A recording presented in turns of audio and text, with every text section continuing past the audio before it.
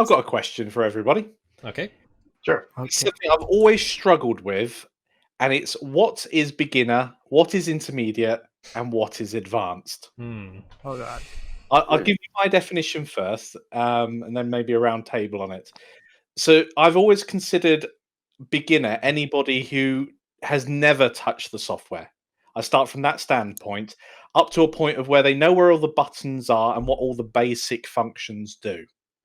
After that, I consider everybody else an intermediate user, even if all they can do is stack cubes in Blender, for instance. And I've always struggled with what I would call advanced content. The closest I've probably seen to it recently is anything to do. Shout out to CG Matter up there. Yeah, it is the procedure, and that's because it's advanced to me, as it's something relatively new that I've gotten into doing procedural stuff in general, whether it's modeling or texture creation. But I always find it difficult, especially if you're trying to pitch a course to someone or a video to someone. This is for intermediate. How do they know what that means? It's a good question. I take a unique approach. I take a unique approach on that, and most people wouldn't think of it this way. If I can teach someone, no matter how complex it is, in a way, if they're brand new to it, even if I teach them an extremely complex subject, if I can make them understand it as a beginner, then I'd say that's beginners because they understand it. Whereas, like, Aaron, I didn't see your stuff till Curtis linked it, and then I started watching it. I was like, good Lord. And, I've been messing with nodes in a basic sense for years. But after watching your stuff, what's, way more out there is more beginner, even though you might not necessarily see that as beginner. You explain it in a way that makes me understand it. So I don't think it's like, extruding a cube or grabbing something. It's explaining something easy or complex in such a way that even if you're brand new to the software, you can understand it. You can make the esoteric exoteric. That's people have said that to me. Like, if you can make something which is understandable to the few, understandable for the many, then you're doing a decent job of teaching it. And I think that's something that, because I take the same view, that if you can explain something to somebody who's not done it, like I don't really explain where things are in the interface. So I'm not, to your point, I'm not explaining things to proper beginners, because you have to know Blender to follow my tutorials. But I don't think you have to be like a node wizard, or you don't have to know anything about maths necessarily, because I'm going to try at least to explain that in a beginner friendly way. I believe that no topic inside of Blender is off limits to beginners. It all depends on the presentation, as you say. However, it is extremely subjective.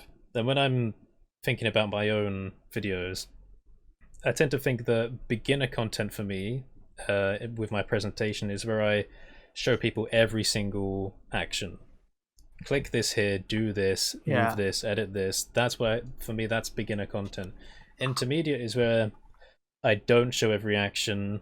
I give like a breakdown, and anyone that's used Blender before and understands the interface can follow it. That's what I call intermediate. And for advanced, an example would be my Python breakdowns for my generation tools, stuff like that. So people probably, like the majority of Blender users, probably don't know how to get Python to run inside of Blender, and then on the top of that, they don't understand Python as well. So there's like all these layers that things separate from Blender you need to know about before you follow this. So that's why I consider advanced, because you're bringing external factors in as well. So that's how I would describe it. I would say beginner. Oh, go ahead. No, go ahead. I will not continue. I'm going to stop talking until you do. Yeah, we're at standoff. I would say if you go on a production scale, the beginners are the guys that they're just they're just new. They come in and they might know the software good enough to get a job, but they're green on a production. So you have to do a lot of hand holding. The intermediate guys are the ones who can kind of run with the show and just get their shots done, and the experts are the ones who all the intermediate guys go, dude, I need help. How do you do this? And they can answer all the questions, and they can set up all the tools.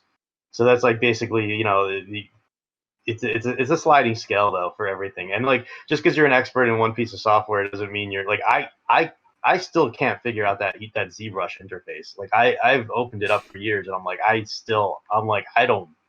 It doesn't gel with my brain or something. I don't know. Or maybe just haven't found the right instructor for it. But but I can use like everything else, and I'm like okay at it. And it's a sliding scale. So just because you're like really really good, like I know guys that are incredibly good at Houdini, and they open up Maya and they're like asking basic questions, trying to figure it out. And, but at some point you're overarching, like like you mentioned, Curtis, like you're overarching, and you can pretty much take experience from everything else and drag it into whatever software you're using and get the job done. So like I think that expert level is like just knowing that you can just walk into a shot and get it done, or whatever project you're working on. Like you can get this finished, and you're gonna use all the tools at your at your disposal to do it. And it's not going to be the right way, maybe, because like you said, we said earlier in this podcast, there is no right way. There's no like one way to do anything. Like if it gets done, it's done and it's good. That said, if you're sharing something with a team, you probably want to have your workflow be the best so other people can pick up your files and use it. But other than that, yeah, it's a sliding scale. So now you go. Okay. I would say beginner is any tutorial where people are begging for those like that little thing in the corner with all the keyboard shortcuts. That's a beginner tutorial. Intermediate is people who know that but don't know how to take an idea to fruition.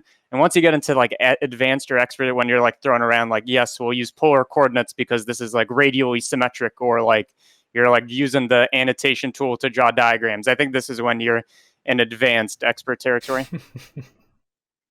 Yeah, it's like people who can watch Ian Hubert's tutorial once and go and create that exact thing. That's a good point. And make it better. Like if you can just watch Ian's tutorial and go, all right, I get it, just once. You don't have to watch the video again, or like even some of your CG matter, your fast stuff, and you're just like, all right, I know what he's doing. I can just go do it, and then you do it. You go and do it because it's like you just watch it once. That you're pretty much an expert at that point.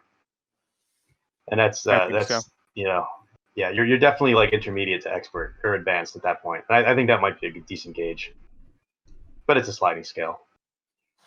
Yeah, I like the idea of like taking like viewers who can take ideas and apply them to their own work instead of making direct copies too. I think that's more of an advanced like way of learning too, or applying. That's a good point too.